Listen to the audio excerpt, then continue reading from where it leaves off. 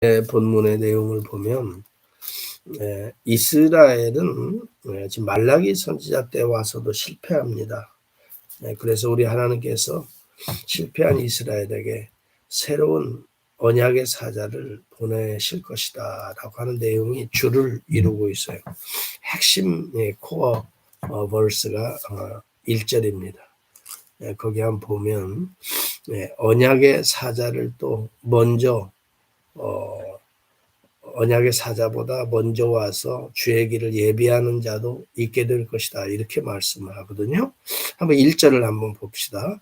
만군의 여호와가 이르노라. 보라, 내가 내 사자를 보내리니 그가 내 앞에서 길을 준비할 것이요. 또 너희가 구하는 바가 주가 갑자기 그의 성전에 임하시리니 그 너희가 사모하는 바 언약의 사자가 임하실 것이라. 지금 언약의 사자라고 말하지만 지금 구약에도 언약이 있잖아요. 그래서 구약이 원래 오래된 올드 테스트먼 언약이거든요. 올드 카버넌트, 테스트먼 다 테스트먼은 약속이란 말이고 카버넌트가 원래 언약이란 말인데요. 여하튼 이 구약은 올드예요. 왜 올드냐? 깨졌기 때문에 올드인 거예요. 시기적으로 올드가 아니라 이 언약이 깨어진 거예요. 이미 옛것이 되어버리고 말았어요. 그리고 새로운 언약의 사자가 임하실 것이다 라고 말. 이게 도대체 무슨 말이냐? 깨어진 백성은 멸망할 수밖에 없지요. 그렇죠? 언약을 깨뜨린 자는 베리트 피 흘려야 돼요. 어느 일방적으로 언약을 파기하잖아요. 집문서의 계약을 파기했다든지 그러면 일방적으로 파기한 측이 그만큼의 피해 대가를 물게 되잖아요. 파기한 대가를. 근데 구약에서 하나님과의 언약은 어느 쪽이 파기하면 그 대가는 피해였어요. 죽음이었다고요. 그래서 먹지 말라. 동산 중앙에 있는 실과는 먹지 말라. 그러면 먹으면 어떻게 될까요? 죽음이 오는 거예요. 그래서 아담 이후, 타락한 아담 이후에 죽음이 오게 된 거예요. 자, 그렇다면 구약의 이 파괴된 언약을 이제 하나님께서 끝내버리실까요? 아니에요. 새로운 언약으로 우리를 회복시키실 것을 예언하고 있거든요. 그러면 그 새 언약의 사자가 임할 것이다. 메시아에 오실 것을 예언하고 있는 본문이거든요. 그래서 메시아가 오시기 전에 주의 길을 예배할 사람까지도 여기 언급되고 있어요. 그게 누굴까요? 예수 그리스도보다 6개월 전에 오셔서 주의 길을 예비한 광야에서 낙타 토롯을 입고 너희는 회개하라 천국이 가까워한다 하면서 회개를 외쳤던 세례 요한을 여기 본문에서 이미 예언해주고 있는 거예요. 그래서 우리 주님도 오셔서 세례 요한을 바로 주의 길을 예배하라고 보내신 하나님의 사자였다라고 인정을 하는 내용이 마태복음 11장 10절에 나와요. 여자 가운데 낳은 자 중에서 이 세례 요한만큼 세례 요한보다 큰 자가 없다 이렇게 말을 해요. 왜냐하면 메시아를 본 구약의 인물 중에 최초의 인물이 되거든요. 그래서 메시아 예수 그리스도를 보고 나서 야 세상의 죄를 지고 갈 하나님의 어린 양이로다. 요한복음 1장에 그렇게 우리 주님을 말씀하거든요. 여하튼 이 본문 1절이 세례 요한과 예수님의 관계성을 분명하게 말씀해 주고 있는 거예요. 그러면 새 언약의 사자가 오셔서 무엇을 할 것인가가 2절에 나타나는 그가 임하시는 날을 누가 능히 당하며 그가 나타내는 때에 누가 능히 서리요 그가 금을 연단하는 자의 불과 표백하는 자의 잿물과 같을 것이라. 그가 은을 연단하여 깨끗하게 하는 자같이 앉아서 레위 자손을 깨끗하게 할 것이다. 여기 레위 자손은 언약을 맺었던 구언약을 맺었던 대표적인 인물이 레위 자손이에요. 그래서 제사장 족속이 되었죠. 레위 지파가. 그런데 그들이 파괴됐잖아요. 말라기서에 짐승의 똥을 내 얼굴에 바르라. 그 똥과 함께 버려질 것이다. 그리고 이 구약의 모든 소위 말하면 죄악들을 정결하게 이 새 언약의 사자가 씻을 것이다라고 말해요. 어떻게 해요? 연단하는 것, 불로 연단하는 것, 금을 연단하는 것, 표백하는 이것은 십자가의 고난을 암시하고 있는 거죠. 불구덩 속에 들어가는 거죠. 그래서 정금이 나오잖아요.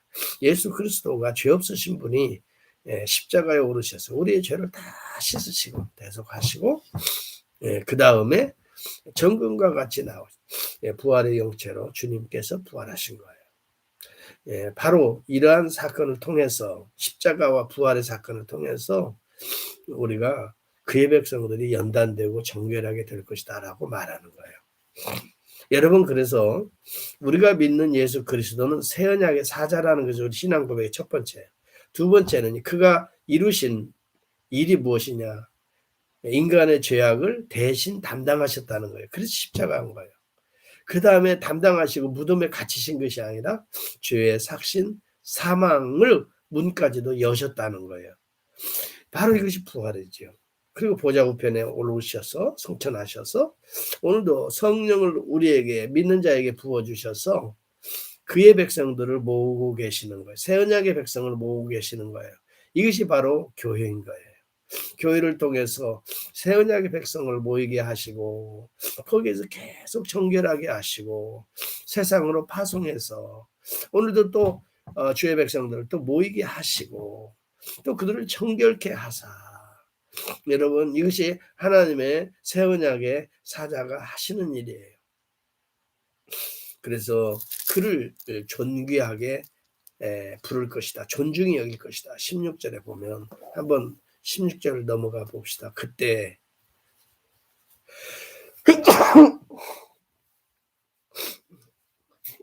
네, 죄송합니다.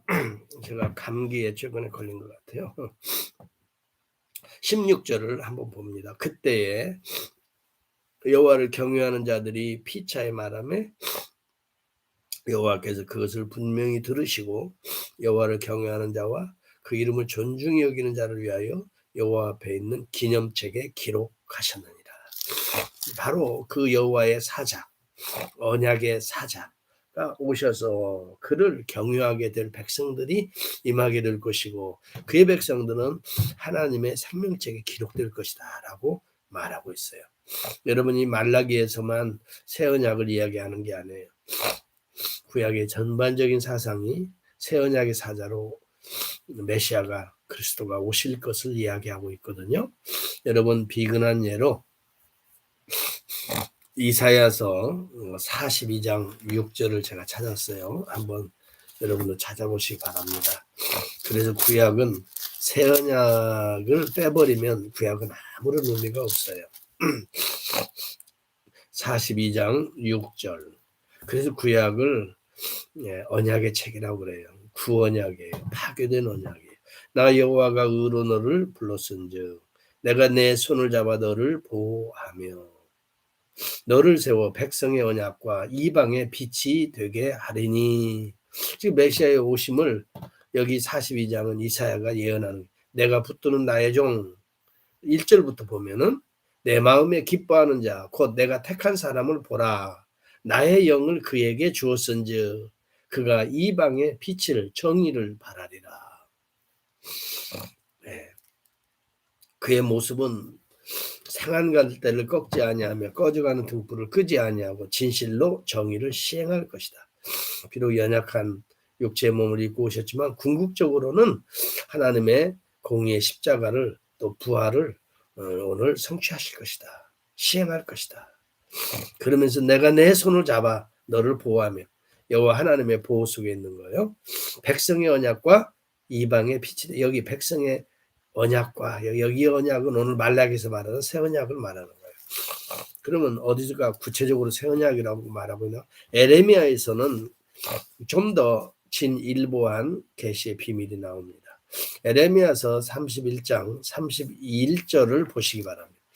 이것이 어떤 구약 신학자들은 신구약의 기점이라고 말해요. 구약은 옛 언약이 파괴되고 신약을 예언했기 때문에 네. 에레미야서 31장 31절이 신구약이 갈라지는 곳이다. 이런 지점이다 이렇게 말하거든요. 한번 보겠어요. 여호와의 말씀이니라 보라 날이 이르리니 날이라는 것은 여호와의 날 메시아의 날을 말하죠. 내가 이스라엘 집과 유다 집에 새 언약을 맺으리라 그랬어요. 그렇죠? 여러분 구약에도 이렇게 새 언약이 나오는 거예요. 그래서 구약이 소중한 거예요. 보석을 담고 있는 광산이에요. 구약이라는. 그래서 우리가 구약의 산에 올라야 돼요. 그래서 광맥을 찾아야 되고 광맥을 따라서 파고 어디로 들어가야 돼요? 예, 보석 대신 새 언약으로 들어가야 돼요. 그것이 바로 예, 구약에서도 그리스도를 설교하라는 핵심적인 주제가 되는 거예요. 자, 여기 새 언약이 나오잖아요. 이 언약은 32절에 보면 지금 에레미야 32장 1장을 이야기합니다. 에레미야 31장 32절 이 언약은 내가 그들의 조상의 손을 잡고 애굽 땅에서 인도하여 내던 날에 맺은 것과 시내산 언약과는 같지 아니할 거라고 말해요. 내가 그들의 남편이 되었어도 그들이 내 언약을 깨뜨렸습니다. 깨진 거예요. 그런 의미의 올드 카바넌트예요. 그러나 예수가 와서 그걸 다시 세우는 거예요. 누구로? 예수 그리스도의 피로. 이것이 새 언약이에요. 그래서 예수님께서 잔을 나누실 때 제자들에게 이 잔은 내 피라고 말하면서 곧 새 언약의 피라 그렇게 말씀한 거예요. 십자가가 없으면 새 언약의 백성이 될 수가 없어요. 그래서 우리는 십자가가 날마다 흘러야 된다는 말이에요. 새 언약의 백성은 구언약의 율법과 정죄와 판단 속에 사는 게 아니라 예수님의 십자가로 내줘 씻고 사는 거예요. 정결하게 되고 사는 거예요. 연단 받고 사는 거예요. 그런과 동시에 하나님의 의를 덧입고 사는 거예요. 십자가 다음에는 부활이 이어지잖아요. 부활 다음에 승천이 임하잖아요. 승천 다음에는 성령이 강림이 우리 가운데 임했지요. 여러분 우리 새 언약의 백성들은 그러므로 항상 날마다 이 복음의 서큘레이션이 우리 안에 계속해서 도는 거예요. 내 죄가 새 언약의 중보자 되신 예수 그리스도 앞에 씻어지고 그리고 내 하나님의 의가 내 안에 정결하게 임하게 되고 하나님의 은혜 속에 우리가 죄를 이기고 세상을 이기고 이 사탄의 권세를 파괴하고 오늘도 하나님의 교회를 세워갈 수 있는 능력과 권세를 던집은 자가 되는 거예요. 이러한 자들은 11조와 봉헌물을 자기의 몸과 마음과 재물 이 모든 걸 다 해서 바치는 거예요. 그러나 구약의 백성들은요 11조와 봉헌물까지도 도적질했어요. 네, 여기 그 내용이 나오잖아요. 그러나 새 언약의 백성들은 우리의 몸 자체가 11조가 돼요. 그래서 우리의 몸에서 일어나서 노동하고 하는 모든 것들의 대표로 우리가 또 11조 드리죠. 또 우리의 생활 자체가 하나님께 드리는 봉헌물이에요. 그래서 우리가 얻어지는 모든 물질만 드리는 것이 아니라 마음을 드리죠. 삶을 드리죠. 예, 그래서 하나님의 이름을 존중히 여기는 거예요. 구약이 없어진 것이 아니라 예수 안에서 성취되어지는 것이다. 그렇게 말하는 거예요. 그래서 11조도 우리 주님께서 말씀하시기를 어떤 목사님들은 11조 헌금 요즘 드릴 필요가 없다고 말해요. 바로 이런 사람은 나가도 너무 나간 거예요. 구약을 없애는 거예요. 그렇지 않아요? 예수가 이것도 행하고 저것도 행하여야 할 것이니라. 주님이 그렇게 말. 이것은 뭐예요? 의와 인과 신이에요. 저것은 뭐예요? 네, 11조예요. 예물이에요. 그래서 우리가 주님 앞에 나올 때는 빈손 들고 나가서는 안 돼요. 우리의 마음입니다. 우리의 몸입니다. 내 정성입니다. 나는 새 언약의 백성입니다. 여러분 이 물질을 섞어서 주님 앞에 그렇게 드리는 거예요. 구약의 제사가 없어진 게 아니라 신약의 예배로 성취된 거예요. 구약의 제물이 물질로 여러분 대표되는 거예요. 이것은 주님이 오실 때까지 완전한 제사가 없어질 때까지 이 예배는 계속될 거예요. 여러분 우리가 기억해야 돼요. 우리는 새 언약의 백성이다. 새 언약의 백성은 어떤 율법의 조항과 같이 깨어진 그 언약의 조항으로 사는 것이 아니라 마음에 새긴 하나님의 사랑, 그 누구예요? 예수 그리스도로 사는 거예요. 예수 그리스도의 은혜로 사는 거, 그를 믿음으로 사는 거고, 예수와 동행하면서 사는 거고, 또 예수를 위해서 사는 거고, 예수가 나와 함께 오늘도 성령으로 우리 안에서 함께 동행하며 사는 것이 새 언약의 백성이에요. 우리의 입술이 제사장의 입술이 되어야 하는데 진리의 입술이 돼야 진리의 법이 그 입술에 있었고, 오늘 우리의 입술은 진리 대신 예수 그리스도가 있어야 돼. 그 말은 무슨 말일까요? 항상 우리가 말할 때도 예수님이 말하는 것처럼 말씀하라 이 말이에요. 행동하는 거, 판단하는 것도 예수님이 판단하는 것처럼 판단하고, 생각하고 마음에 품고. 예수님이 어떤 사람을 막 미워할까요? 불쌍히 여겼거든요. 우리가 그런 마음으로 사람들을, 때때로 나를 힘들게 하는 자도 불쌍히 여기고, 원수까지도 그런 의미로 사랑하고, 나를 배척하는 자까지도 품고 주님 앞에 기도하고, 이러면서 오늘 나에게 주어진 이 사명의 십자가를 버리지 않고 우리도 그 길 가는 거예요.